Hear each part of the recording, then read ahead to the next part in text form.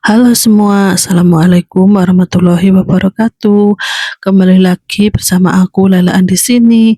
Kali ini aku akan menceritakan kembali drama Cina kita yang berjudul Bisikan Jiwa Part 7 dengan judul Jaringan Angka dan Debu.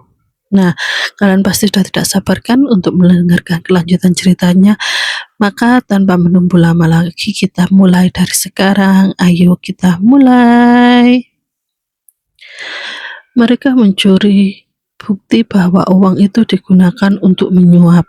Tujuannya bukan hanya uang jenderal. Tujuannya adalah destabilisasi militer perbatasan utara. Mereka ingin milisi itu mengambil tindakan sendiri. Potong Xin Yue, matanya memancarkan keterkejutan dan pemahaman. Mereka ingin milisi di perbatasan memberontak, percaya bahwa istana sengaja menahan dana mereka. Kurir itu seorang pejabat muda dari Departemen Logistik tampak ketakutan. Jenderal, para penyerang ini menggunakan lambang milisi perbatasan utara. Mereka meneriakkan sesuatu tentang memperjuangkan nasib mereka. Alex menyadari bahwa betapa jauh jangkauan konspirasi ini. Ini bukan hanya penggelapan, ini adalah destabilisasi yang direncanakan dengan hati-hati. Uang yang dicuri dari benteng dialirkan kembali ke milisi perbatasan, mungkin sebagai gaji yang ditahan oleh istana. Bisikan jiwa Alex mengkonfirmasi. Mereka membakar catatan Menteri Logistik untuk memastikan tidak ada bukti bahwa dana itu dibayarkan oleh Zhao Yun. Mereka ingin milisi percaya bahwa istana adalah musuh mereka. Mereka mencoba memicu perang saudara kecil. Gumam Alex mencengkeram gulungan di tangannya. Xin Yu segera mengeluarkan perintah pada kurir itu. Kumpulkan semua pegawai di sekitar istana logistik. Tidak ada yang boleh keluar atau masuk tanpa izinku. Dan kirimkan tim penyelidik ke tempat kejadian. Aku ingin penyerang itu hidup-hidup. Kurir itu pergi. Xin Yu berbalik pada Alex. Ketegangan militer telah mengambil alih sikapnya. Zhao Yun tidak hanya mencuri uang Yuzheng, dia membiayai pengkhianatan. Dia menggunakan sistem keuangan kita untuk melawan kita sendiri. Kita harus memilah gulungan ini, kata Alex menunjuk tumpukan di sekelilingnya. Saya harus menemukan bukti fisik yang menghubungkan transfer dana dari pos administrasi ke milisi itu. Selama sisa hari itu, Alex tenggelam dalam lautan angka dan debu.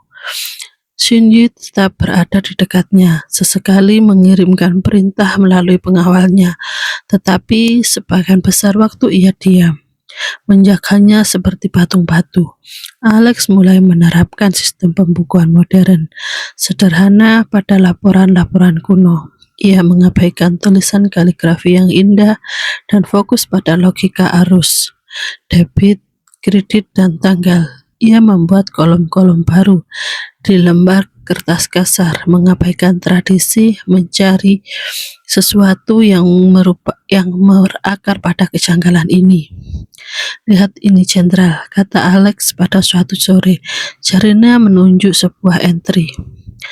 Pengadaan 10.000 karung gandum dicatat sebagai biaya penuh, tetapi laporan pengiriman resmi hanya mencatat 5.000 karung. Selisih 50 karung itu dialihkan ke dana darurat logistik.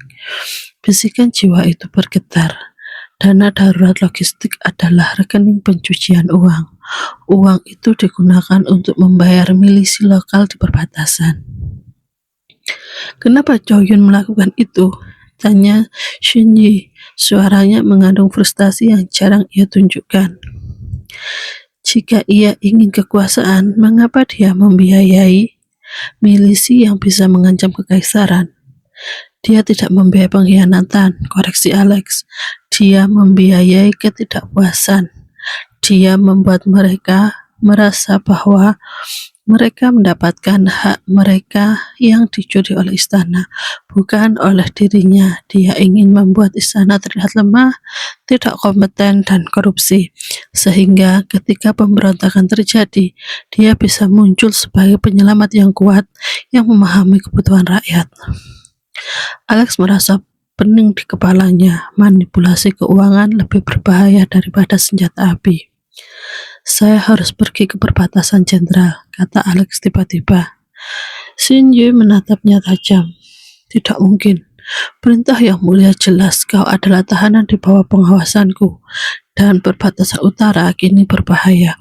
Justru karena berbahaya, balas Alex, kita harus tahu apa yang mereka rasakan. Jika kita hanya melihat angka di sini, kita hanya melihat akibat.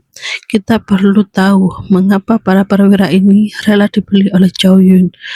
Mereka dibeli karena uang, kata Shinji lugas. Bukan hanya uang, kata Alex.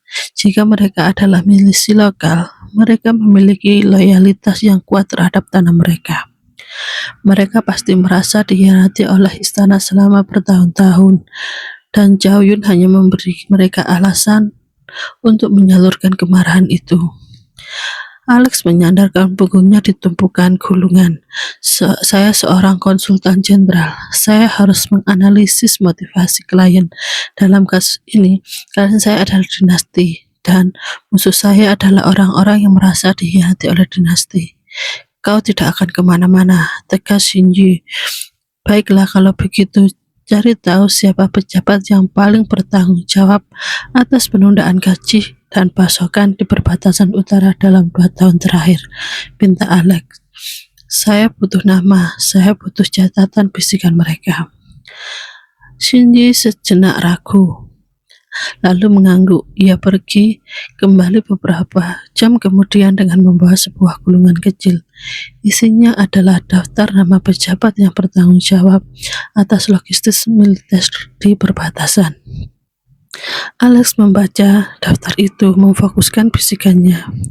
Bisikan-bisikan itu bukan tentang uang, melainkan tentang frustasi yang mendalam. Lihat nama ini, kata Alex, menunjuk ke seorang perwira menengah. Kapten Lin. Bisikan jiwanya menunjukkan kebencian terhadap istana. Dia bukan pengkhianat Zhao Yun. Dia adalah korban istana yang diubah menjadi senjata oleh Zhao Yun. Tiba-tiba pengawal Shinji kembali. Mereka membawa seorang penyerang yang tertangkap, yang terlihat babak belur tapi masih bernapas. Shinji menatap penyerang itu dengan dingin. Siapa yang mengirimmu? Penyerang itu meludahkan darah. Kami melayang yang mulia jenderal. Kami hanya mengambil kembali apa yang dicuri istana. Shinji bergidik. Jenderal mana? Jenderal yang peduli pada kami, teriak penyerang itu. Bisikan jiwa Alex bergetar hebat. Penyerang itu tulus dalam keyakinannya. Dia tidak tahu bahwa dia dibayar oleh Zhao Yun. Dia percaya dia melayani jenderal yang loyal, yang berjuang untuk hak-hak mereka. Dia jujur jenderal, kata Alex pada Shinji. Zhao Yun menggunakan pengkhianatan yang tulus. Dia membuat mereka percaya bahwa istana adalah musuh mereka. Tiba-tiba penyerang itu mulai batuk-batuk hebat. Ia mengeluarkan cairan hitam dari mulutnya dan tubuhnya kejang-kejang. Dia menelan racun, teriak Shinji. Alex dan Shinji menyaksikan tanpa daya saat penyerang itu mati dalam hitungan detik. Sebelum ia benar-benar mati, Alex mendengarkan bisikan terakhir, sebuah kumaman yang kuat yang dipenuhi keyakinan. Bisikan itu bergetar, kita melindungi yang mulia jenderal, meskipun itu berarti melanggar hukum. Alex menatap mayat itu, lalu ke arah Shinji. Mereka rela mati.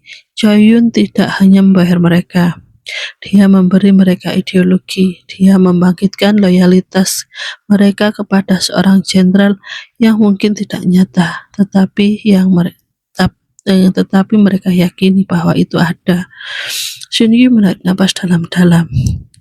Ini bukan lagi hanya korupsi, Yuseng. Ini adalah kudeta. Zhao Yun sedang menyalakan api di perbatasan utara.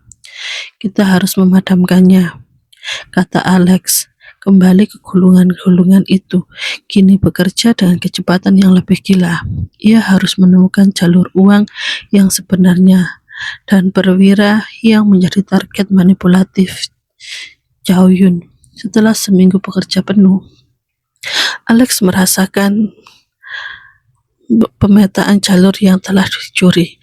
Uang itu kembali ke perbatasan utara, tetapi melalui jalur yang tidak resmi. Ia melewati jaringan gelap yang dikendalikan oleh Kasim Chow-yun dan mendarat di tangan perwira menengah yang frustasi. Saya tahu siapa jenderal yang mereka bicarakan, kata Alex. Itu adalah nama fiksi yang dibuat oleh Chow-yun untuk mengikat loyalitas mereka. Tetapi ada perwira nyata yang menjadi pion utama, Kapten Lin. Apa yang kamu katakan dan apa yang akan kamu lakukan? Tanya Xinyu. Saya akan meminta Yang Mulia untuk mengizinkan saya berbicara dengan mereka, kata Alex. Jika mereka tulus dalam loyalitas mereka, kita bisa merehabilitasi mereka atau mengeksekusi mereka. Kita harus menunjukkan bahwa istana yang korup adalah masalahnya, bukan dinasti. Xinyu menatap Alex lama, lalu tersenyum kecil, senyum pertama yang Alex lihat darinya. Senyum persetujuan yang tipis, seperti embun pagi yang langka. Ini ide yang berani, bisik Xinyu. Sangat berani, Yuzheng. Aku akan mengatur audiensi. Alex merasa sedikit kehangatan dalam kekacauan yang dingin ini. Ia telah mendapat sedikit pengakuan. Saat Xinyu berbalik pergi, Alex memanggilnya.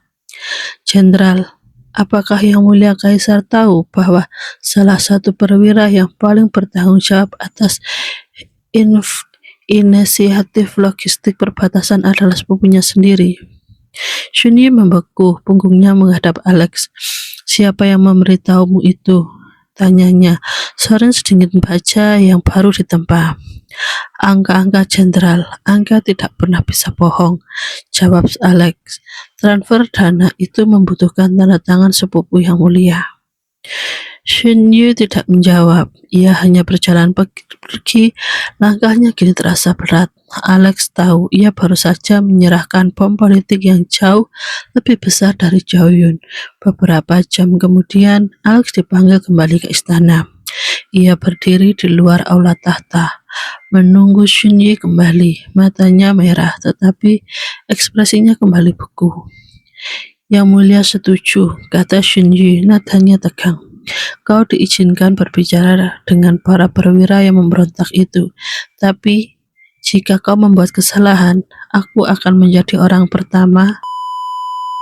Baiklah, cukup sampai di sini cerita part 7 kita kali ini. Besok kita akan sambung lagi ke part 8-nya. Kalau kalian suka, jangan lupa like, komen, dan subscribe agar kalian tidak ketinggalan cerita terbaru dan kelanjutan part dari Cinta Bisikan Jiwa kita. See you next time. Bye-bye.